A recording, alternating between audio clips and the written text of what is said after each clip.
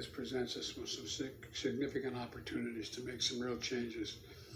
You know, we are at an inflection point, I believe, in the world economy.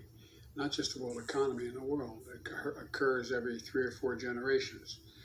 As one of the top military people said to me in a secure meeting the other day, 60 million people died between 1900 and 1946. And since then, we established a liberal world order, and that hadn't happened in a long while. A lot of people dying, but nowhere near the chaos. And now is a time when things are shifting. There's going to be a new world order out there, and we've got to lead it. And we've got to unite the rest of the free world in doing it. So you can always count on Joe Biden, always, to screw something up, especially on the world stage, and that's really unfortunate. As President of the United States, with Europe on the brink of World War III, what does Biden go and do? Well, he appeared to call for regime change in Russia. We will have a different future, a brighter future, rooted in democracy and principle, hope and light. For God's sake, this man cannot remain in power. The White House had to immediately do damage control again, saying, quote, the president's point was that Putin can't be allowed to exercise power over his neighbors or the region. He was not discussing Putin's power in Russia or regime change. Wait, he wasn't? So did Biden just misspeak, or is his staff running the White House? Like, what is it? And the media was more than happy to repeat the White House's talking points, saying, don't worry, nothing to see here, folks. Meanwhile, just yesterday, Biden appeared to tell the U.S. troops over there that they'd be going to Ukraine. you're going to see when you're there, some of you've been there, you're going to see women, young people standing in the middle of front of a damn tank, just saying, I'm not leaving. I'm holding my ground. Again, clean up on aisle 3. Aisle 4 was yesterday. They were forced to clean up this one, too, by putting out a statement to make sure we all know U.S. troops wouldn't be sent to Ukraine. Please just stop talking. Then there were the economic sanctions against Russia. Did not say that, in fact, the sanctions would deter him. Sanctions never deter. You keep talking about that. Sanctions never deter. Well, can someone please send his administration the memo then? The president believes that sanctions are intended to deter. The purpose of the sanctions has always been and continues to be deterrence. The purpose of the sanctions, in the first instance, is to try to deter Russia from going to war. We do see them as having a deterrent impact. Listen, these are dangerous gaffes when the world needs leadership. Let me quote Joe Biden himself during the last administration. The words of a president matter. They can move markets. They can send our brave men and women to war. They can bring peace. Yeah, you think? Your words matter too, Joe.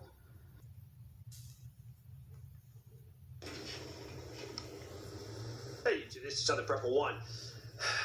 Our president is leading us down a path that will result in a nuclear war or a major conflict with the Russians. The reason is he keeps opening his mouth. I wish the man would be quiet. Yes, I'm a Republican. I do not like Biden. But come on, we need someone in there that can actually speak clearly and precise and project our true interests. He's not doing that just because of his age. But the things that he's been saying, he was over in Europe talking to members of the 82nd Airborne, and he brought up that soon they're going to be in Ukraine. I don't know why he said that, but that's just downright scary. I don't think he meant it, or did he just have a slip of the tongue, or did he have a brain fart? I don't know. A few days before that, or a day before that, he called Putin a thug, a butcher. He's called him a lot of things. That's not helpful when you're trying to make a man pull out of Ukraine and stop the bloodshed of the innocent civilians there.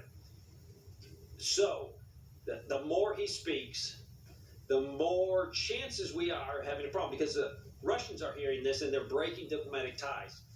Some of their military leaders won't even take calls from our military leaders, and that is the worst thing you can do when you don't have people talking, trying to stay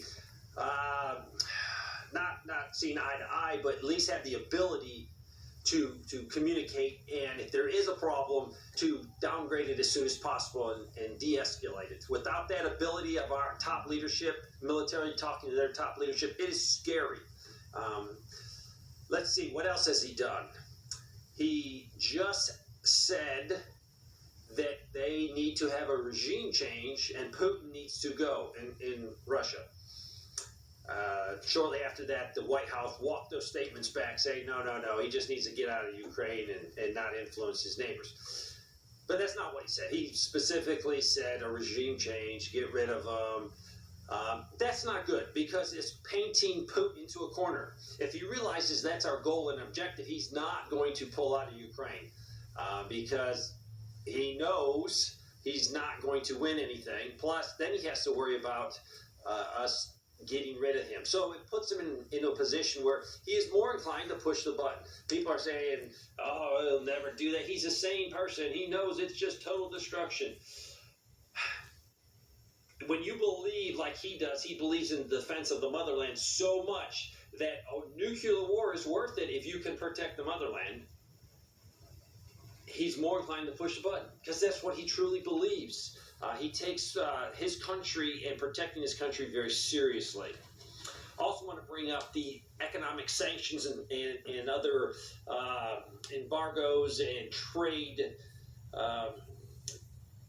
barriers we put up where we're not dealing with Russia. It's sort of funny though because we're based all our financial system is based on a fiat currency, and we make people want it because they need to buy oil, but that is changing. If you look at the resources Russia has and you look at the resources we have, yes, we have resources in the country, not even close to what Russia has in all types of metals and wood. They have huge amounts of natural resources that they can draw from. In the scheme of things, if the dollar collapses and everything financially goes to the pit, what is worse stuff? Resources are what you would want to rebuild, and Russia has them. We do not have what we need to rebuild this country. So every time Biden opens his mouth, he makes us walk closer to the edge of the cliff.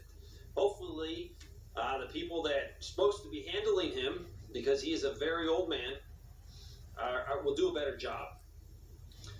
Also,